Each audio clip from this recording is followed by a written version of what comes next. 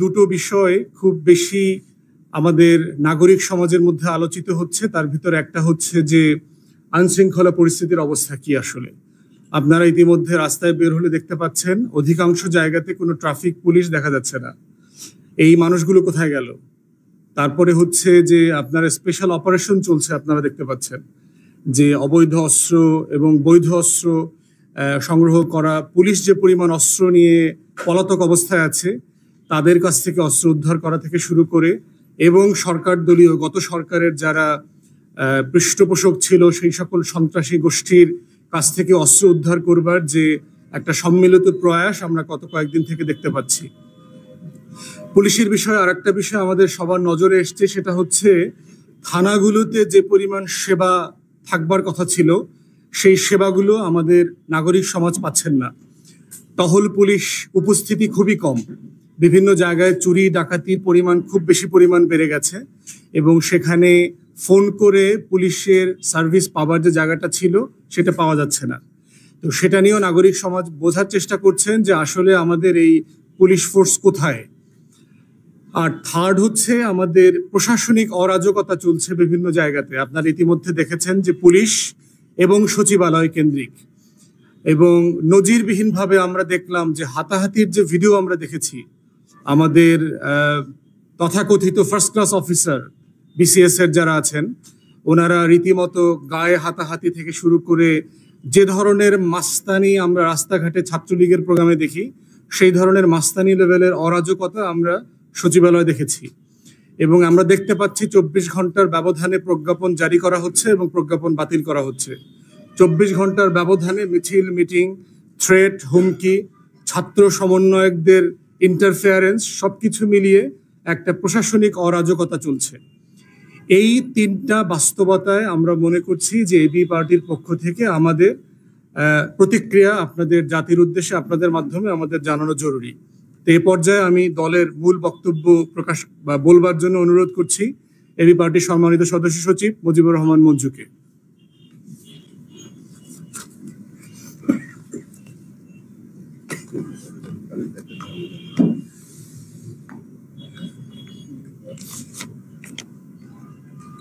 এটা কি ঠিক আছে? বিসমিল্লাহির রহমানির রহিম। প্রিয় সাংবাদিক বন্ধুগণ, দেশবাসী, আপনাদের সবাইকে সালাম জানাচ্ছি। ব্যারিস্টার ফুয়াদ বলেছেন যে কি জন্য আমরা আজকে আবার আপনাদের মুখোমুখি হয়েছি।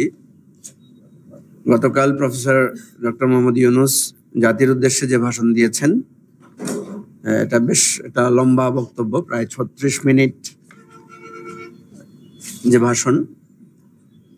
আমরা সার্বিকভাবে এই ভাষণকে স্বাগত জানাই, কারণ আমরা বারবার চাচ্ছিলাম যে তিনি তার একটা রূপরেখা, তার একটা চিন্তা তিনি জাতির সামনে ভালোভাবে তিনি শেয়ার করেন, এবং এটা করলেই তাহলে আমাদের জনমনে যে প্রশ্নগুলো তৈরি হচ্ছে সেগুলো সমাধান করা যাবে।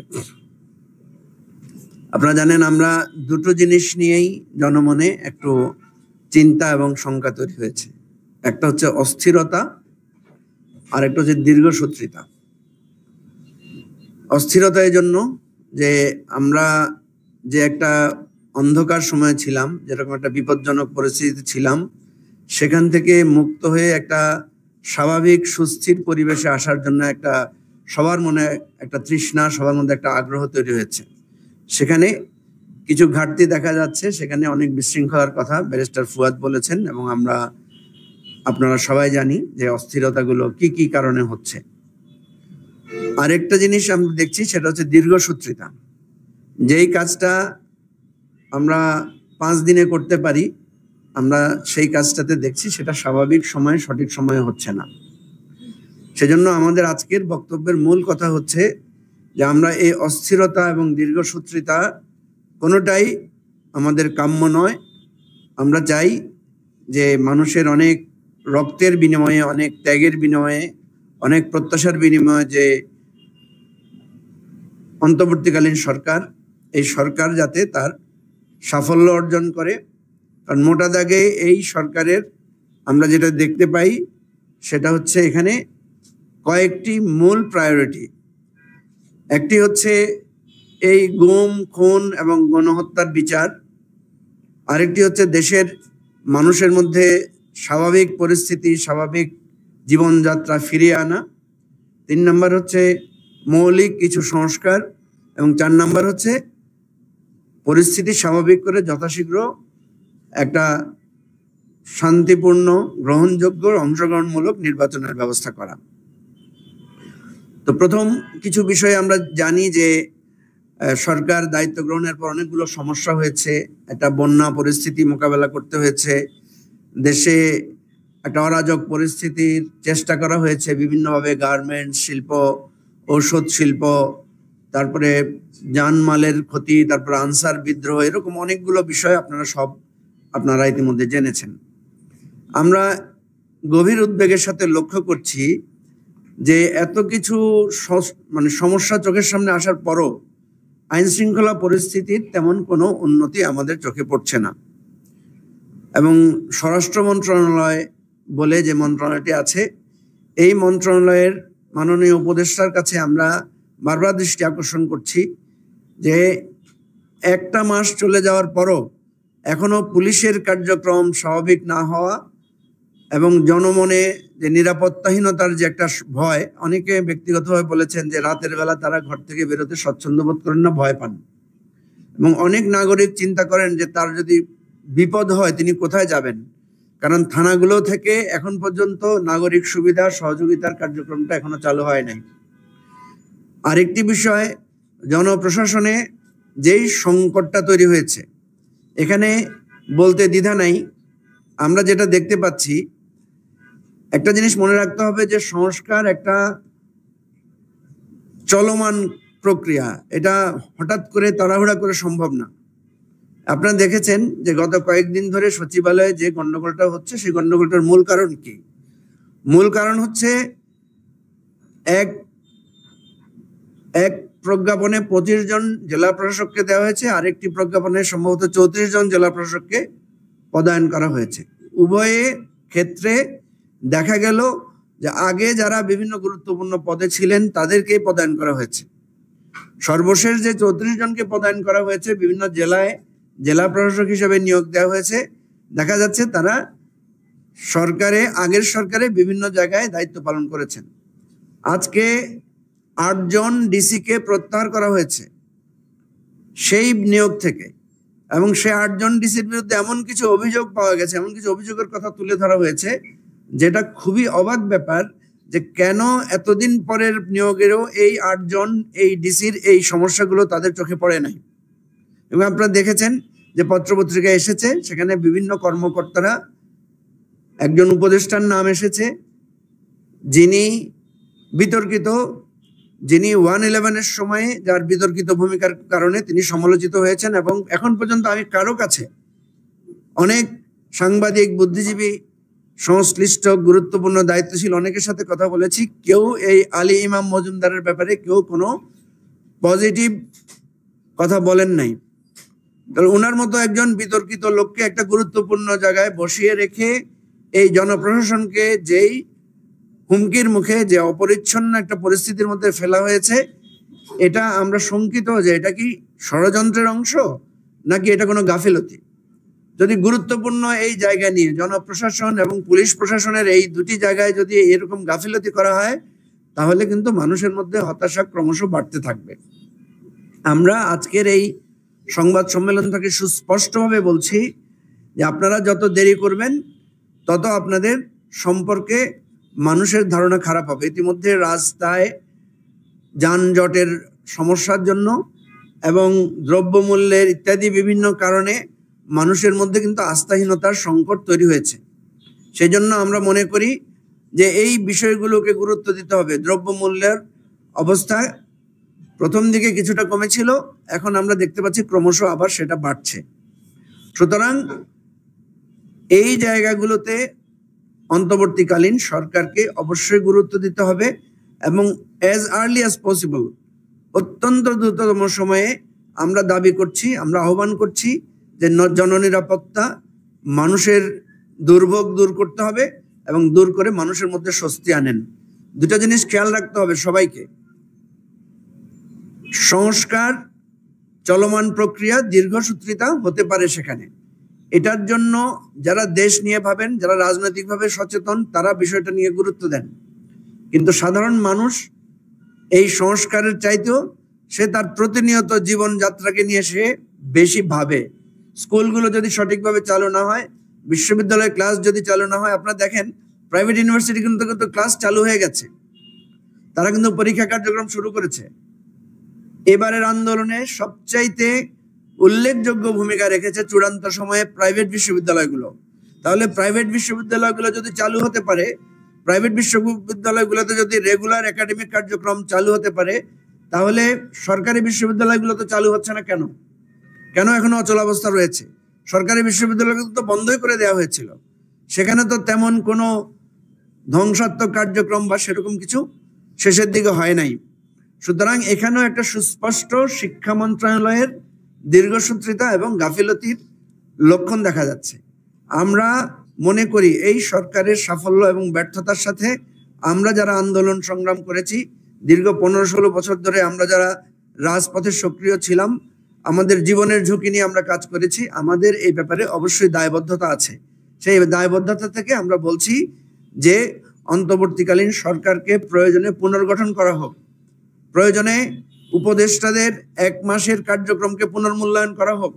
আমরা দেখেছি যে অর্থ মন্ত্রণালয়ের যারা দায়িত্বে আছেন, আমরা দেখছি তারা অনেকগুলো কার্যকর ভালো পদক্ষেপ নিয়েছেন, যার কারণে অর্থ ব্যবস্থায়, অর্থনীতিতে এবং ব্যাংক সেক্টরে একটা সুস্থির ভাব ফিরে এসেছে এবং সেখানে একটা কার্যক্রম গতিশীলতা এসেছে। কিন্তু স্বাস্থ্য মন্ত্রণালয়, শিক্ষা মন্ত্রণালয় সহ স্বরাষ্ট্র, আইন, এই সমস্ত জায়গায় আমরা দেখছি আইন বিভাগে এখনো প্রচুর জায়গায় আইন সংস্কৃতি বিভিন্ন জায়গায় অনেকগুলো সমস্যা রয়েছে। তো সেজন্য আমরা বলবো মাননীয় প্রধান উপদেষ্টার আমরা দৃষ্টি আকর্ষণ করব, উনি যে বক্তব্য রেখেছেন কালকে, সেখানে উনি রিপিটেডলি এটাকে একটা গণ অভ্যুত্থান এবং এটাকে একটা বিপ্লব বলেছেন। আমরা বারবার বলি যে দেখেন, মানুষ কিন্তু কম্পেয়ার করবে। আমরা যখন বিপদগ্রস্ত ছিলাম তখন সবাই একতাবদ্ধ ছিলাম, কিন্তু এখন আমাদেরকে একতাবদ্ধ রাখতে হবে। আমরা যদি একতাবদ্ধ না থাকি তাহলে এই সংগ্রামের সুফল আমরা ঘরে তুলতে পারবো না এবং মানুষ এবং ছাত্র জনতার মধ্যে হতাশা বিরাজ করবে। সেজন্য আমরা বারবার বলছি যে সেনাবাহিনীর সদস্যদের একটা গুরুত্বপূর্ণ ভূমিকা ছিল আমাদের এই সংগ্রামের চূড়ান্ত সময়ে সফলতার জন্য। সেনাবাহিনীকে ঐক্যবদ্ধ করা, সেনাবাহিনীর ভেতরে সমস্যাগুলো অতি দ্রুত দূরীভূত করা এবং সেনাবাহিনীকে আইন শৃঙ্খলা পরিস্থিতিতে আরো কার্যকরভাবে ভালোভাবে ব্যবহার করা প্রয়োজন। পুলিশ যেভাবে ধ্বংসপ্রাপ্ত হয়েছে, পুলিশকে যদি সংস্কার করা না যায়, পুলিশের ব্যাপারে একটা চূড়ান্ত সিদ্ধান্ত নিতে হবে এবং খুব দ্রুততম সময়ে নিয়োগ হোক অথবা চুক্তির ভিত্তিতে হোক, যে কোনো ভিত্তিতে হোক, প্রত্যেকটি থানায়, প্রত্যেকটি রাস্তায়, প্রত্যেকটি জননিরাপত্তাজনিত গুরুত্বপূর্ণ স্থাপনায় আমাদেরকে সেখানে মনোযোগ দিতে হবে। আমাদের মাননীয় প্রধান উপদেষ্টা যে বক্তব্য রেখেছেন তাকে বলবো যে উনি যে বিপ্লব শব্দটি বলেছেন, কার্যকর অর্থে এই বিপ্লবী চরিত্র সরকারকে থাকতে হবে। প্রত্যেকটা ক্ষেত্রে বিপ্লবের স্পষ্ট ছাপ আমরা দেখতে যেন পাই। আপনি দেখেন যে আমরা দেখেছি বেগম খালেদা জিয়াকে দ্রুততম সময়ে মুক্তির ব্যবস্থা করা হয়েছে, রাজনৈতিক নেতৃবৃন্দ দ্রুততম সময়ে জেল থেকে বেরিয়ে এসেছেন। আমাদের মধ্যপ্রাচ্যের আরব আমিরাতে যেই একটা আমাদের খুব হৃদয়ে রক্তক্ষরণ ছিল, 57 জন আমাদের প্রবাসীর রায় হয়েছিল, তাদেরকে 10 বছর জেল দেওয়া হয়েছিল, তাদেরকে মুক্তির ব্যবস্থা হয়েছে। এই জিনিসগুলো যেভাবে মানুষের মধ্যে প্রত্যাশা এবং আকাঙ্ক্ষা তৈরি করা হয়েছে, এর চাইতে সহজ কাজ এই যে 57 জনকে যে দক্ষতায় পররাষ্ট্র মন্ত্রণালয় সহ আমাদের অন্তর্বর্তীকালীন সরকার বের করার ব্যবস্থা করেছে, এর চাইতে সহজতম কাজ কিন্তু আমাদের প্রশাসনিক দ্রুততম ব্যবস্থাগুলো গ্রহণ করা। তো সেই জায়গায় অবহেলা করা হচ্ছে। আমি যে ডিসি নিয়োগের ব্যাপারটিতে আমি স্পষ্ট করে বলি যে দেখেন, এই যে হাতাহাতি মারামারির ঘটনাটা ঘটেছে এবং ঘটনার ভিত্তিতে আজকে যখন আপনি 8 জনকে প্রত্যাহার করছেন, আবার বলছেন বাকিদেরকে প্রত্যাহার করা হবে, এটা থেকে বোঝা গেল যে এই জায়গায় সমস্যা হয়েছে, সঠিকভাবে কাজটা হয় নাই। আমরা দাবি করছি এর পেছনে যদি কারো কোনো অবহেলা থাকে, এর পেছনে যদি কারো কোনো দুর্বিসন্ধি থাকে, এর পেছনে যদি কোনো দুর্নীতি থাকে, কঠোরভাবে সিরিয়াসলি এই বিষয়টাকে দেখার জন্য এবং এটা দৃষ্টান্তমূলকভাবে এই পদক্ষেপটা নেওয়ার জন্য। এরপরে আমি সর্বশেষে এসে যে কথাটি বলতে চাই, কালকে প্রধান উপদেষ্টার বক্তব্যের মূল আকর্ষণ ছিল, আপনারা জানেন যে 6টি কমিশন গঠনের কথা বলা হয়েছে বিচার বিভাগের জন্য, অর্থাৎ একটা হচ্ছে আমাদের সংবিধান সংশোধনের জন্য, দুর্নীতি দমন কমিশন সংস্কারের জন্য, নির্বাচন কমিশন সংস্কারের জন্য, এরপরে হলো প্রশাসন সংস্কারের জন্য, পুলিশ সংস্কারের জন্য। আমি যেটা মনে করি, প্রশাসন এবং পুলিশ সংস্কারের জন্য এবং সংবিধান সংস্কারের জন্য কমিশন গঠনটা আমরা মনে করি ঠিক আছে, কিন্তু দুর্নীতি দমন কমিশন এবং নির্বাচন কমিশন এগুলো নিজেই তো একটা কমিশন এবং এদের তো যথেষ্ট ক্ষমতা রয়েছে, স্বায়ত্তশাসিত এদের অথরিটি রয়েছে।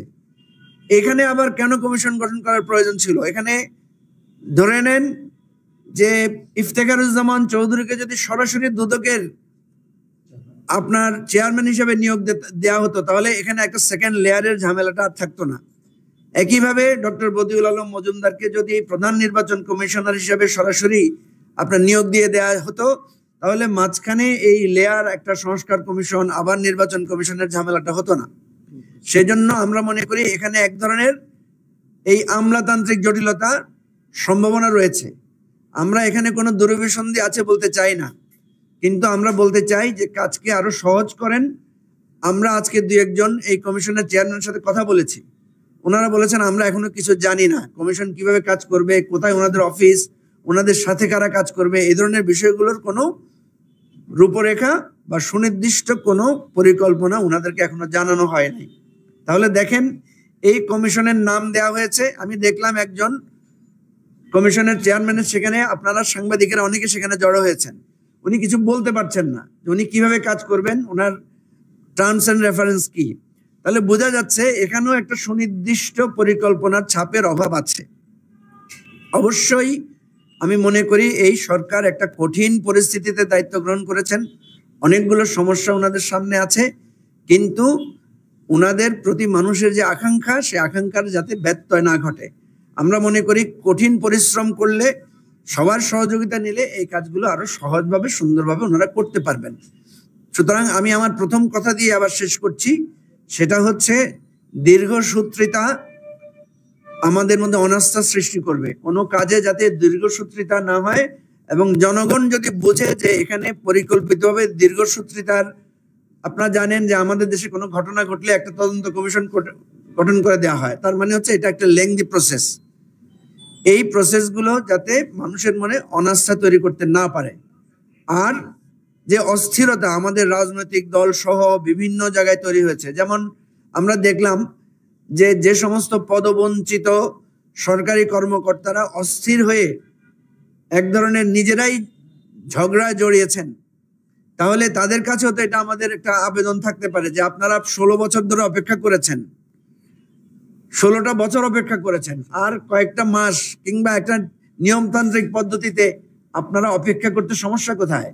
এই যে অস্থিরতা, এই অস্থিরতাটাও আমি মনে করি প্রপারলি হ্যান্ডেল করতে সরকারের করা উচিত ছিল, প্রপারলি এই জিনিসগুলোকে হ্যান্ডেল করা উচিত ছিল। কারণ প্রশাসনের প্রত্যেক স্তরে এই অস্বস্তিটা রয়েছে। আরেকটি বিষয় না বললেই নয়, সেটা হচ্ছে আপনারা জানেন যে স্থানীয় সরকারের যে অর্গানগুলো আছে, উপজেলা প্রশাসন এবং ইউনিয়ন পরিষদগুলো, এখানে মানুষ কিন্তু তার মৌলিক সেবা থেকে বঞ্চিত হচ্ছে।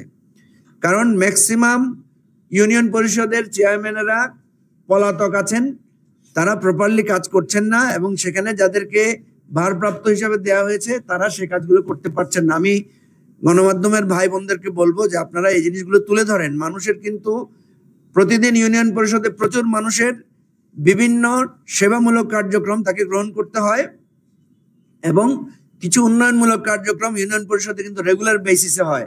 এখন কিন্তু রাস্তার সংস্কার, বহু জায়গায় বন্যা হয়েছে, রাস্তার সংস্কার সহ হেলথ সার্ভিস সহ অনেক কাজ ব্যাহত হচ্ছে।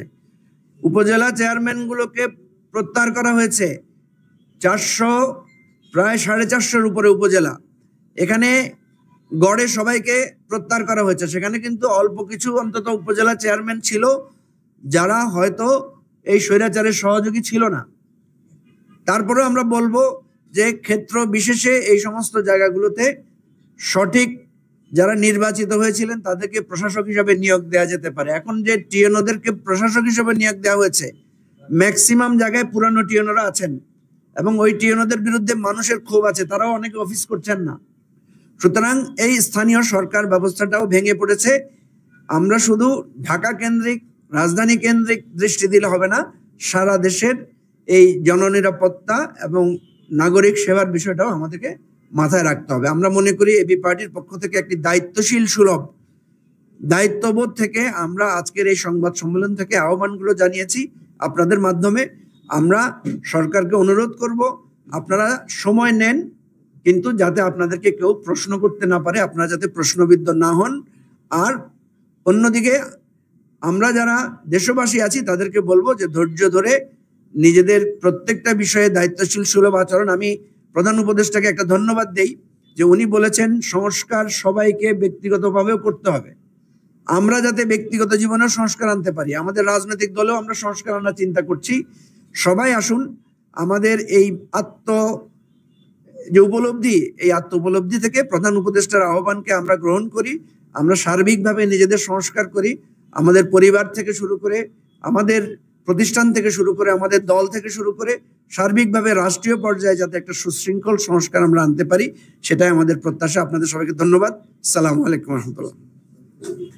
আপনাদের যদি কোনো প্রশ্ন থাকে, আমাদের এখানে আমাদের দলের যুগ্ম আহ্বায়কবৃন্দ আছেন, আমাদের নেতা ব্যারিস্টার ফুয়াদ আছেন। আপনাদের যদি কোনো সুনির্দিষ্ট প্রশ্ন থাকে তাহলে আমরা জবাব দেব।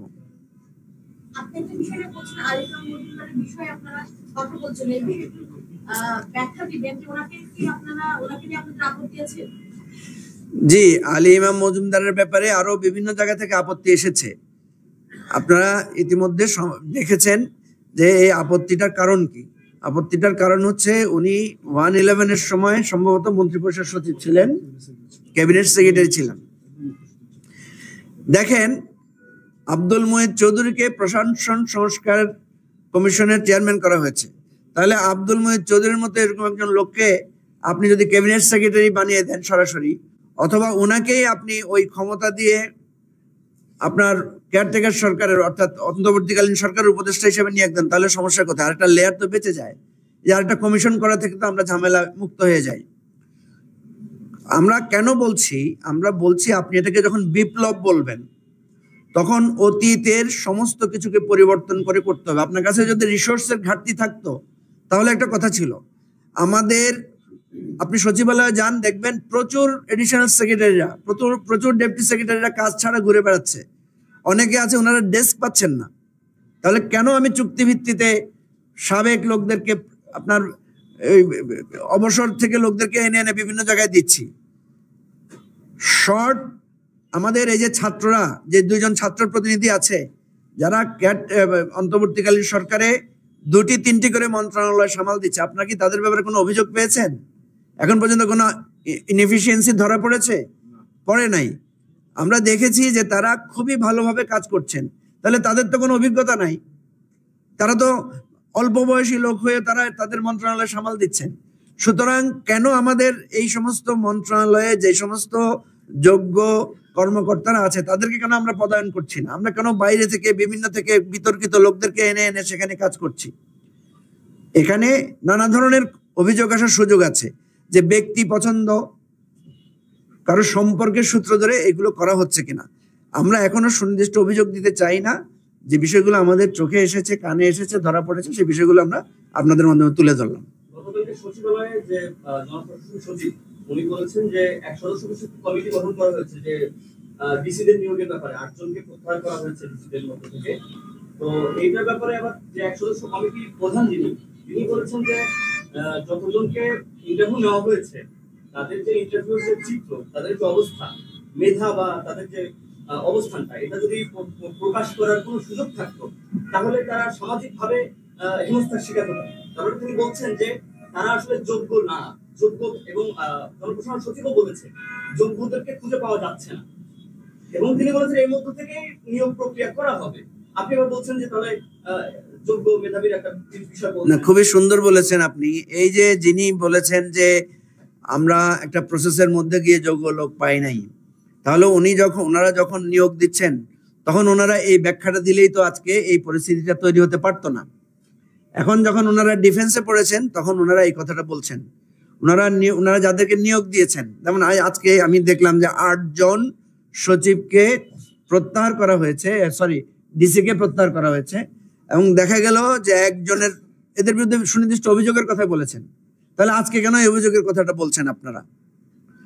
আর আপনারা যেহেতু একটা প্রসেসের মধ্যে গিয়েছেন, ইন্টারভিউ করেছেন তাদের নিয়ে, তাহলে তখন আপনারা একটা ব্রিফিং করতেন যে আমরা যে ইন্টারভিউ করেছি সেই ইন্টারভিউতে আমরা যোগ্য লোকদেরকে পাই নাই।